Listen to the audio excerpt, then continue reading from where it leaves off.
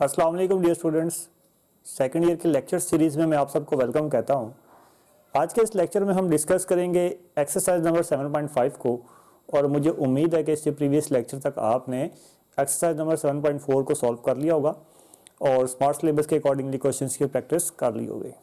तो बोर्ड की तरफ चलते हैं और आज का लेक्चर स्टार्ट करते हैं। एक्सरसाइज नंबर 7.5 क्वेश्चन नंबर 1 से।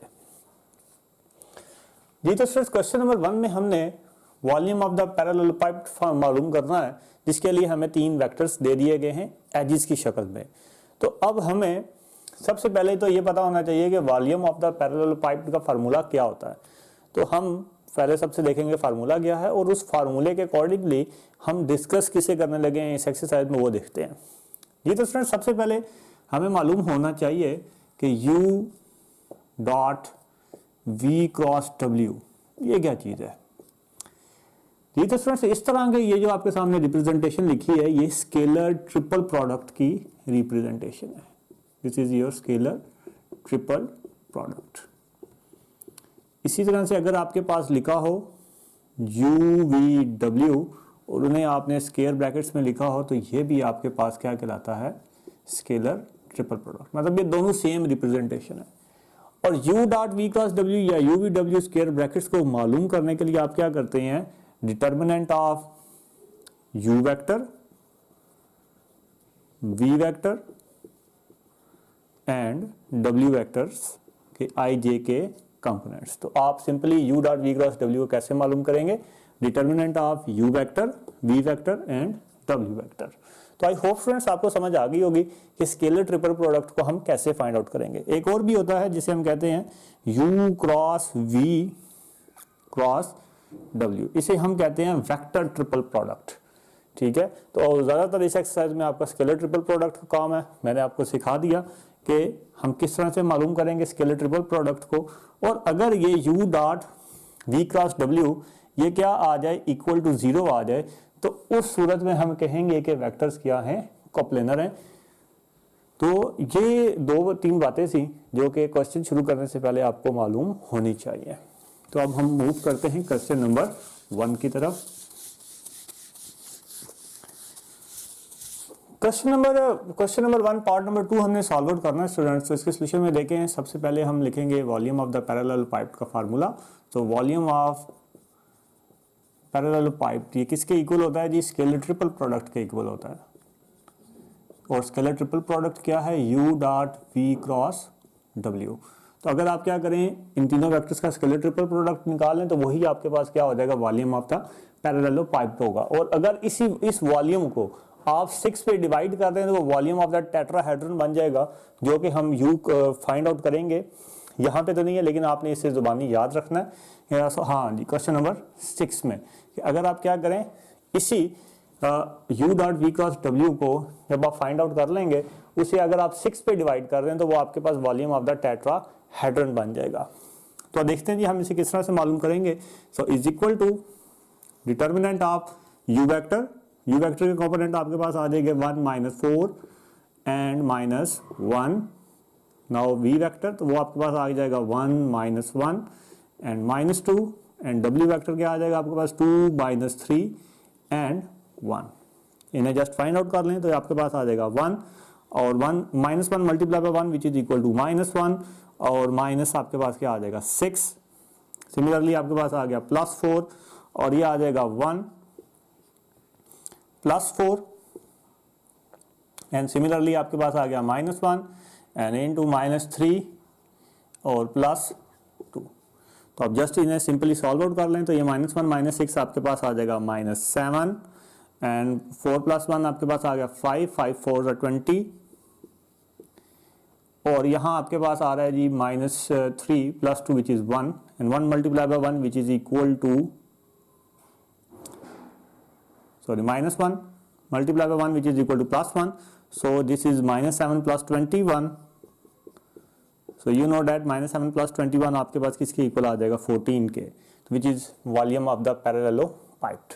तो आई होप स्टूडेंट्स आपको समझ आ गई होगी। क्वेश्चन नंबर 1 में वेरी सिंपल मेथोडोलॉजी, जस्ट आपने फार्मूले को फॉलो अप करना है, आप easily volume of the parallel pipe find out कर लेंगे।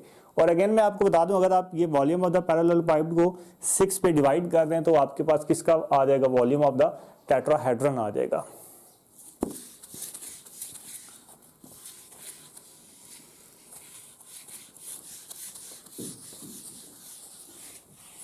जी तो सर अब हम बात करते हैं क्वेश्चन नंबर 3 के बारे में। क्वेश्चन नंबर 3 में हमने प्रूफ करना है कि ये जो गिवन वेक्टर्स हैं ये क्या है, कोप्लेनर।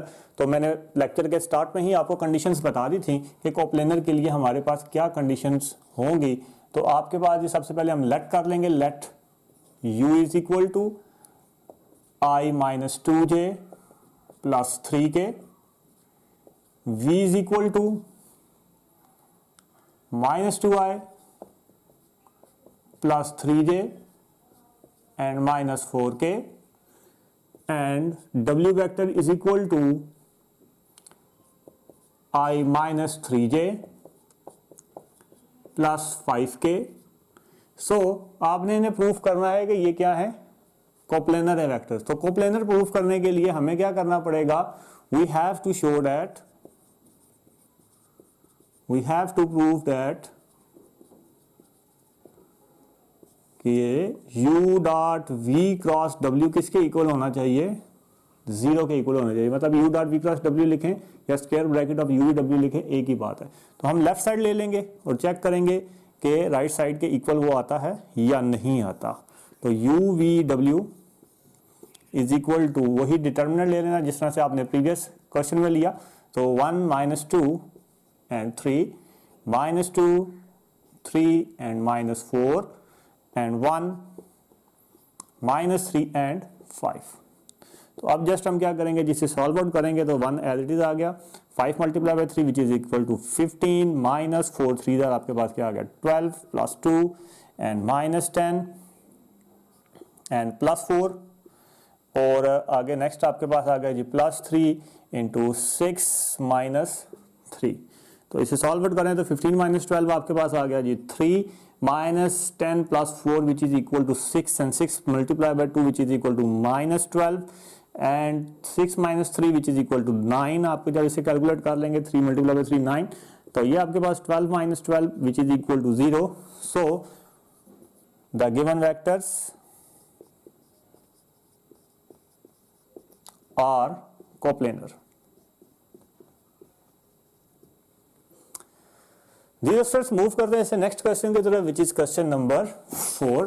तो क्वेश्चन नंबर 4 में भी आपको कोप्लेनर के रिलेटेड ही किसी कोई बात आपको यहाँ पे फाइंड आउट करनी है।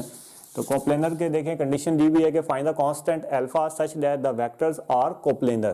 तो अगेन हम उसी तरह से क्या करेंगे, लेट कर लेंगे इसे। सबसे पहले लेट करेंगे जी, let u is equal to i minus J and plus K, v is equal to I minus 2j minus 3k and w is equal to 3i minus alpha j और plus 5k। तो since हमें already बता दिया, since the given vectors are coplanar, ये बात हमें already बता चुका है, और coplanar, so u v w is equal to क्या होगा जी हमारे पास 0। तो हम इसका क्या ले लेंगे जी, डिटर्मिनेंट। तो आपके पास आ जाएगा जी 1 minus 1 and 1 and 1 minus 2 minus 3 and 3 minus alpha and 5 which is equal to आपके पास क्या आ गया 0। तो यहां से हमने अल्फा की वैल्यू कैलकुलेट करनी है, सिंपली डिटर्मिनेंट ले लेंगे। तो ये आपके पास आ जाएगा 1 इंटू माइनस 10 माइनस 3 अल्फा और plus 1 into 5 plus 9 and plus 1 into minus alpha plus 6 which is equal to 0। जब आप 1 से मल्टीप्लाई करेंगे तो ये आ जाएगा माइनस 10 माइनस 3 अल्फा और ये आपके पास आ जाएगा प्लस 14 और ये आपके पास आ जाएगा जी minus alpha plus 6 which is equal to 0। तो 3 alpha and minus alpha which is equal to minus 4 alpha and 14 plus 6 आपके पास आ गया जी 14 और 6 आपके पास आ गया 20 and 20 minus 10 which is equal to +10। Plus minus की मिस्टेक स्टूडेंट्स हो सकती है तो आपने वो देख लेनी है, बाकी मेथडोलॉजी यही है। तो ये आपके पास आ जाएगा 5/2। तो आई होप स्टूडेंट्स आपको समझ आ गई होगी कि किस तरह से हमने क्वेश्चन नंबर 4 को सॉल्व आउट किया। मूव करते हैं क्वेश्चन नंबर 5 की तरफ।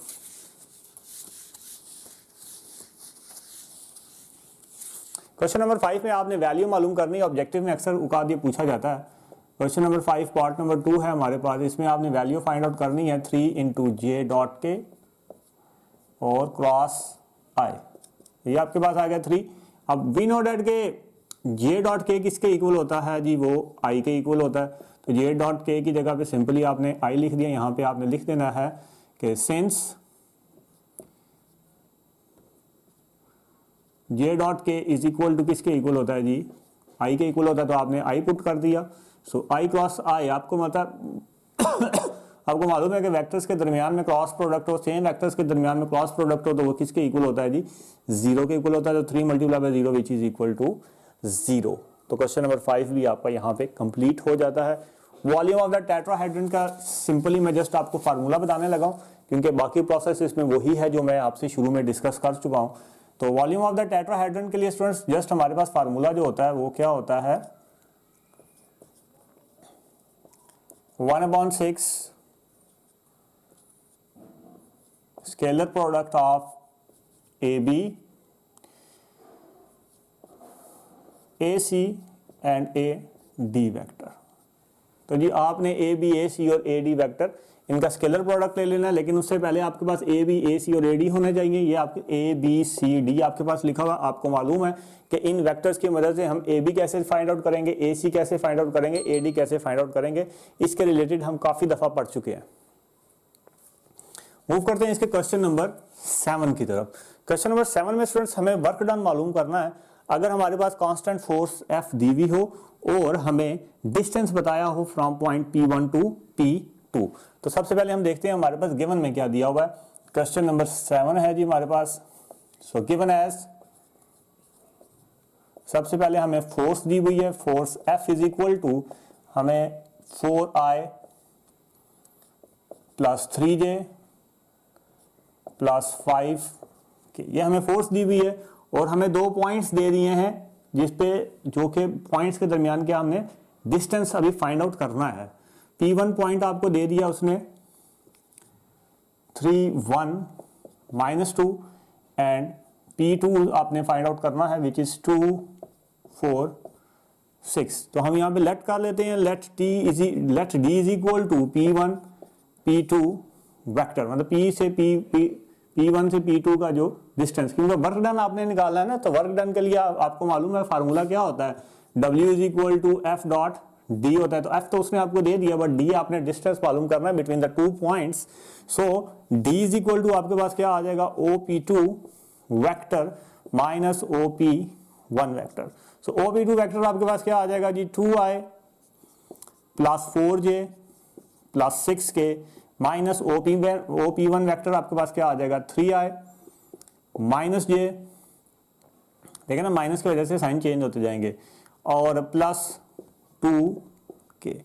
इन्हें सॉल्व आउट करें तो 2I - 3I which is equal to -I + 4J -J which is equal to +3J and +6K + 2K which is equal to 8K। तो this is your distance D vector. Now we know that W is equal to F dot D. So what is the F here? F is 4I + 3J + 5K, और इसका dot product हम ले लेंगे D के साथ which is -I + 3J + 8K। तो अब I vector को I से मल्टीप्लाई कर लें, मतलब 4 को आपने -1 से मल्टीप्लाई किया तो which is equal to -4। J को J से मल्टीप्लाई करें, J कंपोनेंट को J से मल्टीप्लाई करें, 3 को 3 से मल्टीप्लाई किया तो आपके पास क्या आ जाएगा, +9 एंड K को K से मल्टीप्लाई करें तो आपके पास क्या आ जाएगा, 40। तो ये आपके पास आ जाएगा 40 और 9 आपके पास आ गया जी 49 - 4 which is equal to 45 units. तो जी W आपने इजीली वर्क डन को मालूम कर लिया। क्वेश्चन नंबर 10 है हमारे पास।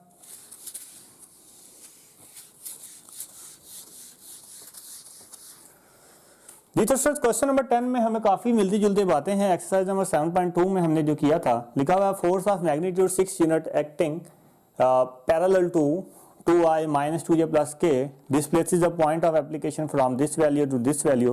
तो डाटा हमारे सामने मौजूद है, बस इसकी मदद से हमें फोर्स और डी फाइंड आउट करना है। तो सबसे पहले हम क्या करेंगे, फोर्स को फाइंड आउट करेंगे। तो फोर्स के लिए उसने हमें क्या बताया कि फोर्स ऑफ मैग्नीट्यूड 6 यूनिट, इसका मतलब है कि फोर्स की जो मैग्नीट्यूड है वो क्या है, हमारे पास 6 यूनिट है, मतलब F इज इक्वल टू 6 आपके पास आ गया। और वो किसके और पैरेलल है, वो किस वेक्टर के, टू दिस वेक्टर। तो इस वेक्टर को हम सबसे पहले क्या कर लेते हैं, लेट कर लेते हैं कि let v is equal to 2i minus 2j plus k. अब हम फोर्स की तरफ आते हैं। तो फोर्स के लिए आपको उसने बता दिया कि उसकी मैग्नीट्यूड क्या है, 6 है, तो आपने 6 लिख लिया। और आगे वो क्या कह रहा है कि वो पैरेलल है टू दिस v वेक्टर। तो आपको मालूम है कि इसके लिए हमने क्या लिया था, 6 को आपने मल्टीप्लाई कर देना है v यूनिट वेक्टर के साथ। अब v यूनिट वेक्टर आपके पास स्टूडेंट्स क्या होता है, गिवन वेक्टर डिवाइडेड बाय उसी वेक्टर की मैग्नीट्यूड। तो आपके पास क्या आ जाएगा, 6 इनटू गिवन वेक्टर आपके पास क्या आ गया, 2i minus 2j and plus के। और इसी वेक्टर की मैग्नीट्यूड आपने लेनी है, तो आपके पास आ जाएगा 2 square plus into minus 2 square and plus आपके पास क्या आ गया 1। तो जब आप इसे सॉल्व आउट करेंगे तो ये आपके पास आ जाएगा 2i minus 2j plus k divided by आपके पास आ जाएगा जी 3 and 3 multiply by 6 divided by 3 which is equal to 2। तो 2 multiply by 2 which is 4i minus 4j plus 2 k. तो this is your force. Now अब आपने डिस्टेंस d को मालूम करना है, तो d का डिस्टेंस फाइंड आउट करना मैं डायरेक्टली यहाँ पे कर रहा हूँ, क्योंकि अब मैं इसे प्रीवियस में कर चुका हूँ। ओके, पॉइंट्स लिख लेते हैं यहाँ पे। ए पॉइंट आपको दिया हुआ उसने, जो हम लेट कर ले हैं, विच इज 1 2 3, और बी उसने आपको दे दिया है 5 3 7। तो डिस्टेंस डी हमारे पास स्टूडेंट्स कैसे आ जाएगा, डी इज इक्वल टू आपके पास आ गया ए बी, तो which is equal to O B minus O A. So what is the O B here, which is 5i plus 3j plus 7k minus O A आपके पास क्या आ जाएगा, i minus 2j minus 3k। तो after solving this you will get 5i minus i which is equal to 4i plus 3j minus 2j which is equal to plus j plus 7k minus 3k which is equal to plus 4k। So this is your d। So next आपने क्या करना है, work का formula लगा लेना है, w is equal to F dot D. F put करना है, डी पुट करना है, दोनों का डॉट प्रोडक्ट ले लेना। तो आई होप फ्रेंड्स आपको क्वेश्चन नंबर 10 की भी समझ आ गई होगी। मूव करते हैं इसे नेक्स्ट क्वेश्चन की तरफ, which is question number 15। Question number 15 में स्टूडेंट्स हमें फोर्स दे दी गई है और बताया गया कि वो क्या है, एक पॉइंट P के ऊपर अप्लाइड की गई है। आपने मोमेंट मालूम करना है, सेम टू सेम वही प्रॉब्लम है। सबसे पहले आपके पास है जी गिवन एज फोर्स आपको दे दी हुई है, force is equal to 7i plus 4j minus 3k। तो this is your force. And next आपको पॉइंट्स दे दिए दो, which is p is equal to 1 minus 2 and 3, और q आपको दे दिया है 2 1 एंड 1। तो हमें पता है मूवमेंट का क्या फार्मूला होता है, m is equal to r cross f। तो अगर हम r निकाल लें with the help of p q, तो r इज इक्वल टू आपके पास क्या है, p q vector which is o q vector minus o p vector. तो o q जब से पहले यहाँ पे पुट करें तो o q के लिए आपके पास आ जाएगा 2i minus j and minus के, और o p वेक्टर आपके पास आ जाएगा minus i plus 2j and minus 3k। तो जब आप इसे सॉल्व करेंगे तो 2i minus i which is equal to i, j plus minus j plus 2j which is equal to plus j minus k minus 3k which is equal to minus 4k। तो this is your r। So m is equal to आपके पास क्या होता है, so using moment निकालने के लिए आप फार्मूला यूज करते हैं m is equal to r cross f। तो आपने r और f का क्रॉस प्रोडक्ट मालूम कर लेना, जो कि आपके पास क्या आ जाएगा, m आ जाएगा। तो आई होप स्टूडेंट्स आपको एक्सरसाइज नंबर 7.5 की अच्छी तरीके से समझ आ गई होगी। इससे नेक्स्ट लेक्चर में हम बात करेंगे चैप्टर नंबर 6 के बारे में, which is your last chapter of second year. तो उसमें काफ़ी ज़्यादा चीज़ें समझने वाली हैं और काफ़ी कॉम्प्लिकेटेड तो नहीं कह सकते, लेकिन ये है कि अक्सर कॉलेजेस में चैप्टर नंबर 6 को पढ़ाया नहीं जाता, जिसकी वजह से स्टूडेंट्स को डिफ़िकल्टी फेस आती है इन फ्यूचर। तो आपने चैप्टर नंबर 6 अच्छे तरीके से समझना है। तब तक के लिए अल्लाह हाफिज़ and have a nice day.